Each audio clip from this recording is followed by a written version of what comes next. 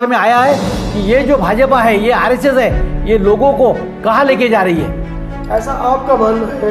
BJP के मंत्री कह रहे 400 पार अब की बात। देखो, इनको तो संविधान बदलना है।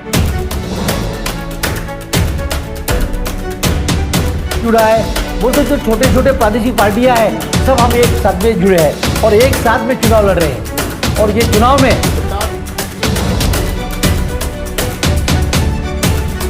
दूसरी बात रहेगी, वो हमारे जोगेंद्र कुमार साहब, वो भी उनके साथ अभी चले गए हैं। चालू गाड़ी में बैठ के प्रवास इनको करना है। इनको बाबा साहब से कोई लेन देन नहीं है।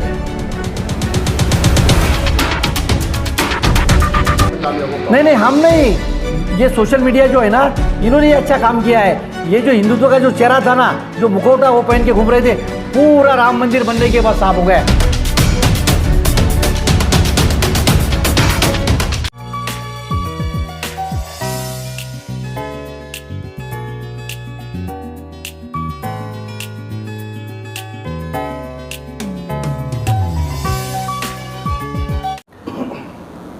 मैं सुरेश पाटिल खेड़े, महाराष्ट्र प्रदेश कांग्रेस कमेटी उपाध्यक्ष ओबीसी का मैं काम करता हूं और मैं 43 ईयर से महाराष्ट्र में कांग्रेस का काम करते जा रहा हूं और एक निष्ठावंत कार्यकर्ता करके मैं आज आपके सामने आया हूं। तो अभी महाराष्ट्र में चुनाव हुए हैं, क्या पूरी चर्चाएं हुई हैं? क्या लगता है कि कौन इस बार महाराष्ट्र की गद्दी को संभालेगा? अभी फिलहाल में देखने जाए तो महाराष्ट्र के अंदर आज जो चल रहा है, जो राजनीति चल रही है, जैसी कि पार्टियां तोड़ना, पार्टियां बनाना और पार्टी का सपोर्ट लेके ग्रास रूट के जो हमारे काश्तकार है, फार्मर है, युवा है, महिलाएं है, उनको बहकावे में लाना और चुनाव जीतना। क्यों कि अभी जब हमारे 5 बोले तो पूर्व विदर्भ की इलेक्शन हुए, उसी में मोदी जी 3 टाइम आना पड़ा। मोदी जी को कैंपेन करने के लिए 3 टाइम आना पड़ा। और वैसा ही नहीं है तो गृह मंत्री अमित शाह जी को भी 3 टाइम आना पड़ा, क्योंकि इनकी हालत महाराष्ट्र में बहुत ही खस्ते खराब है। तो बहुजनों की बहुत सारी पार्टियां हैं, बहुजन आघाड़ी पार्टी है और भी दूसरी पार्टियां हैं, उनका क्या रोल दिख रहा है? क्या बहुजन इस बार महाराष्ट्र में सत्ता पर बैठ पाएंगे? जरूर महाराष्ट्र में महाराष्ट्र विकास आघाड़ी चुन के आ सकती है, क्योंकि लोगों के दिमाग में आया है कि 2019 से लेके आज तक, 2014 से के 19 तक जो महाराष्ट्र में हुआ है, जो हम लोगों ने विश्वास रखा था, जो हमारा ओबीसी समाज है, जो 87% महाराष्ट्र में काम करता है, वो ओबीसी समाज पूरा भाजपा के साथ में जुड़ा था। क्यों? वो पाखंड में जुड़ा है, इसीलिए जो पाखंड से जुड़ा है वो हम लोग बीजेपी के बोलते पूरे वो सब सपोर्टर हैं। लेकिन इस महाराष्ट्र के अंदर ये टाइम में 19 से लेकर 24 तक पता चला है, हमारे सब जो महाराष्ट्र के तरुण हैं, हम 70% तरुण महाराष्ट्र के लोग हैं, बच्चे हैं, उनके दिमाग में आया है ये जो खेल चल रहा है महाराष्ट्र के अंदर, ये अभी वो होने वाले नहीं है, होने नहीं देने वाले। तो महाराष्ट्र को तो डॉक्टर अम्बेडकर की जन्मभूमि, कर्मभूमि कहा जाता है और ऐसा भी कहा जाता है कि बाबा साहब ने जो 22 प्रतिज्ञाएं दी हैं, महाराष्ट्र के लोग सबसे ज़्यादा उसको मानते हैं, और आप कह रहे हैं कि वो सब पाखंड में फंसे हुए। नहीं, देखो, ये SC ST OBC विजेंटी और माइनॉरिटी, ये जो है ना, ये बीजेपी ने क्या किया, उनको अलग अलग किया है, सबको आपस में लड़ा के सबको नेता को अलग अलग बना दिया है। लेकिन इस टाइम महाराष्ट्र के अंदर महाविकास आघाड़ी में जो जुड़े हैं, जो 7-8 पार्टियां जुड़ी है, वो पक्के और बोलते क्या बोलते हैं उसको, ताकत से इस महाराष्ट्र के अंदर बीजेपी के सामने जा रही है। और युति सरकार का जो है महाराष्ट्र में कोई, मैं आपको बताता हूँ ना, अभी जो इलेक्शन में 48 सीट है, लेकिन 48 में से 37 सीट ये महाविकास आघाड़ी की चुन के आने वाली है। क्योंकि लोगों के दिमाग में आया है कि ये जो भाजपा है, ये आरएसएस है, ये लोगों को कहाँ लेके जा रही है। ऐसा आपका मानना है? बीजेपी के मंत्री कह रहे 400 पार अब की बार। देखो, इनको तो संविधान बदलना है। इनका आंकड़ा तो पहले से तय हो चुका है। इनको कहना क्या है? इनके पास कहने के लिए कुछ भी नहीं है। ये खाली दिखाना है इनको, पब्लिक के जो बोलते हैं ना, जादूगर रहता है ना, जो जादू का खेल बताने के पहले सब लोगों को जब इकट्ठा करता है, वैसा इनका चल रहा है 400 के पार। लेकिन क्यों? इनके लोग कुछ बोल रहे हैं। हेगड़े क्या बोल रहे हैं, कर्नाटक वाले, कि हमको 400 पार होने के बाद संविधान बदलना है। हमारी पंकजा मुंडे क्या बोल रही है कि संविधान बदलना है। संविधान कब बदलेंगे? ये फ्रेम जो है, संविधान की जो फ्रेम है, इसको, ये ढांचे को हाथ नहीं लगा सकते, लेकिन अंदर जो है वो बदलाव कर सकते हैं। लेकिन कभी उनके बाद 29 स्टेट के CM हो देंगे वजह, लेकिन 29 CM तो इनके पास आएंगे नहीं, इसीलिए उनका नाटक चल रहा है कि हमको 404 चाहिए करके। आप जिस पार्टी का जिक्र कर रहे हैं, महाराष्ट्र आघाड़ी पार्टी, जो भी नाम आप बता रहे हैं, कौन उसके अध्यक्ष हैं, क्या है, क्या पार्टी की बैकग्राउंड है?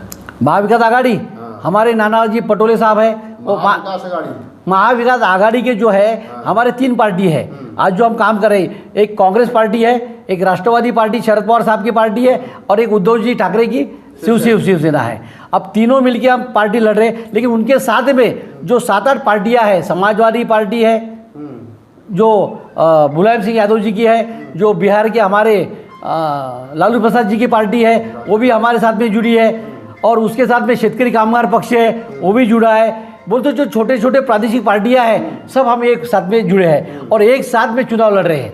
और ये चुनाव में प्रकाश राव अंबेडकर का क्या रोल रहने वाला है इस बार? ये बहुत ही बढ़िया सवाल आपने किया है, क्योंकि प्रकाश जी अंबेडकर ने आज तक चुनाव होने तक आज 6 महीने से वो कांग्रेस पार्टी के साथ में जुड़े थे।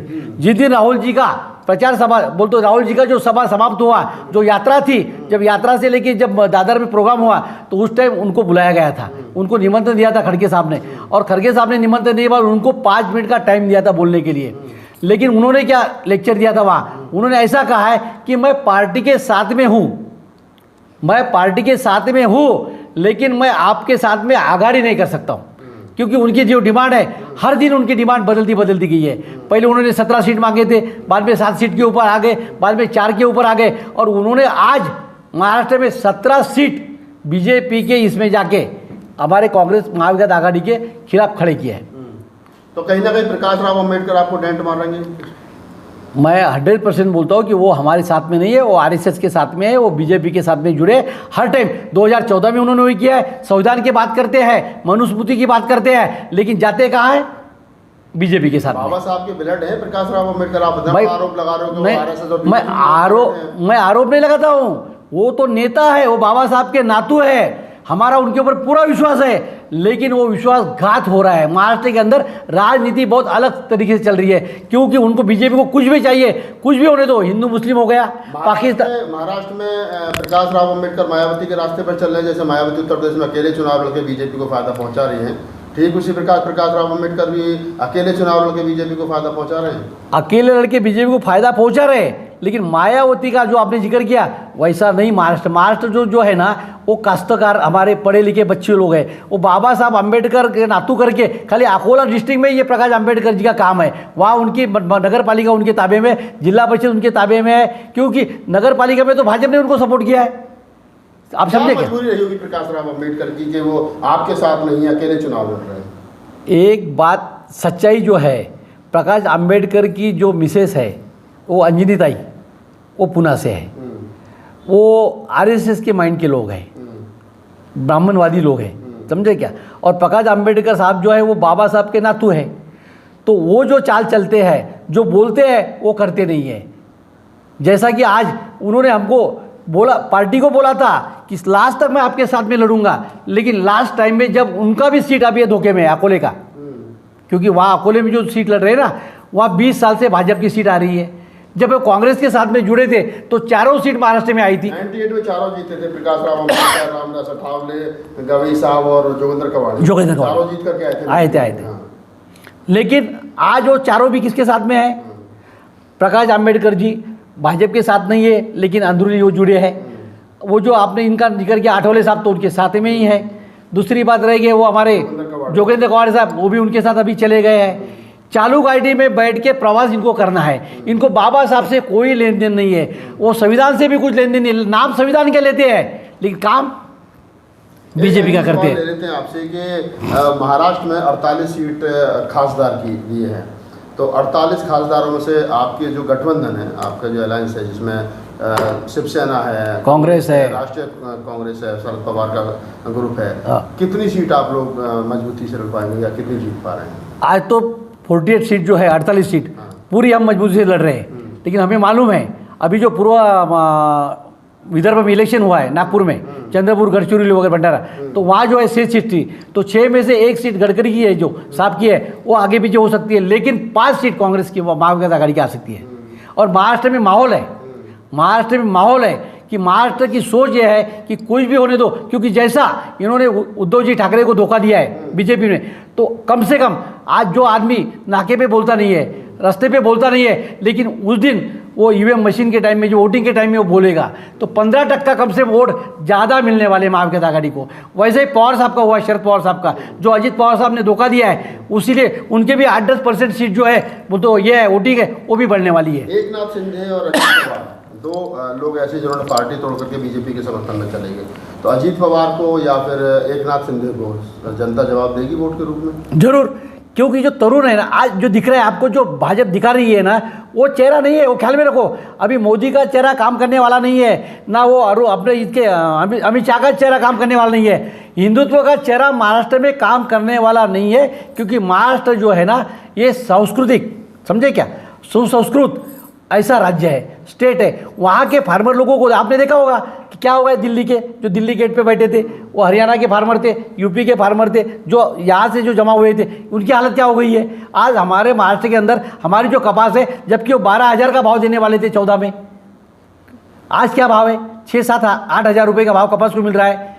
वो हमारा धान है, उसको कौन सा भाव मिल रहा है। हमारा सोयाबीन जो है वो 6,000 रुपये से जा रहा था 13 के पहले, आज कौन से भाव में जा रहा है, 3,000 3,500 में बिक रही है। क्योंकि सभी लोग जो है ना पूरे बीजेपी के इसमें आश्वासन में आए थे, हिंदू मुस्लिम हिंदुत्व, समझे क्या, राम मंदिर। आपको लग रहा है कि हिंदुत्व का जो मुखौटा है वो लोगों के मन मस्तिष्क से हट रहा है, या आप लोग हटाने में कामयाब हो? नहीं, हम नहीं, ये सोशल मीडिया जो है ना, इन्होंने ये अच्छा काम किया है। ये जो हिंदुत्व का जो चेहरा था ना, जो मुखौटा वो पहन के घूम रहे थे, पूरा राम मंदिर बनने के बाद साफ हो गया। क्योंकि देखो, अब मैं आपको बताता हूँ कि 4 लाख लोगों के हम घर दे रहे हैं, पंतप्रधान आवास योजना घर दे रहे हैं, ले वैसा ही हुआ है। जबकि राम का उंगली पकड़ के मोदी जी जा रहे थे, ऐसे बड़े बड़े पोस्टर लगाए गए थे पूरे महाराष्ट्र, पूरे देश के अंदर, कि उनको घर देने के लिए। जैसे हम लोग को उन्होंने घर दिया है, जो SC ST OBC NT को जैसा आधा घर दिया है, हमारे जो घर आवास योजना में घर बने ना, उसमें खिड़की नहीं है, दरवाजा नहीं है, छत नहीं है, वैसा राम जी का हुआ था। जब वो राम मंदिर जो खुला ना, तो उसके ऊपर छत नहीं था, तो उन्होंने भी जो राम जी को बोलते ना, तुलसीदास ने लिखा है, रोज राम से छूटा हो डूब गया। अब ये बीजेपी डूबने वाली है। क्या कहना चाहोगे महाराष्ट्र के वोटर्स के लिए कि किस प्रकार से आप कोई मैसेज देना चाहेंगे? मैं सब हमारे फार्मर लोग, हमारे यंग ब्लड बच्चे, युवा लोग, इन सबको, और मजदूर कामगार सब लोगों को मैं हाथ जोड़ के प्रार्थना करता हूँ कि ये टाइम में, अगर 2024 में ये इलेक्शन के बाद कोई इलेक्शन होने वाला नहीं है, क्योंकि ये इलेक्शन में अगर हम लोग बीजेपी के साथ में जाएंगे तो हमारे गले में मटका और कमर को ये झाड़ू बांधने वाले हैं। और ये टाइम में वो संविधान में बदल करना चाहते हैं, मनुस्मृति जो है वो लाने वाले हैं। वो मनुस्मृति का चक्कर चल रहा है, इसीलिए मैं हाथ जोड़ के सबको प्रार्थना करता हूँ, ये टाइम 2024 में एक बार महाविकास आघाड़ी को साथ में लेके चले और ये होने वाले इलेक्शन में महाविकास आघाड़ी को विजय करें। उनका वो ले लो तो ये महाविकास पार्टी, महाआघाड़ी जो पार्टी। आप इस वीडियो के बारे में अपनी राय अवश्य दें तथा वीडियो को लाइक, शेयर और कमेंट्स साथ साथ चैनल को सब्सक्राइब करना न भूलें। धन्यवाद।